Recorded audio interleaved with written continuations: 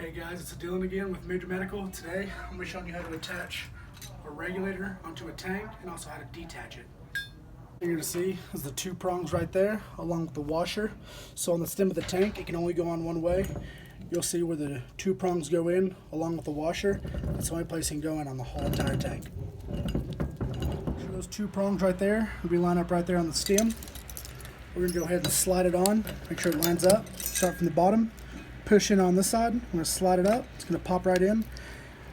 Make sure it goes from left to right and not at an angle. Go ahead and tighten that up. No tools are required.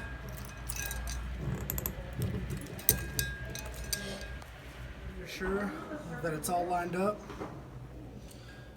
Go ahead and open it up. Make sure you don't hear any hissing. If not, you should see it at full, which is a good thing. Go ahead and, we're going to say our bleeder flow is at a half. We'll just go ahead and move it to a half. And I do hear a hiss. So then, next thing we're going to go ahead and do is install our cannula. It's ready to go there.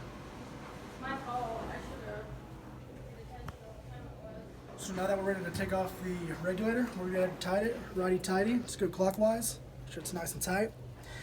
Then we're going to move it to 0. Take off our cannula.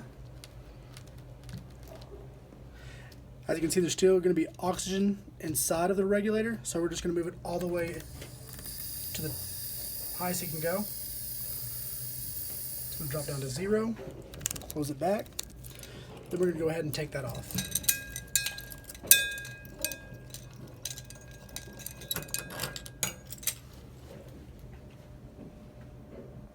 I hope this video helps. I'm Dylan with Major Medical. You guys have a good day.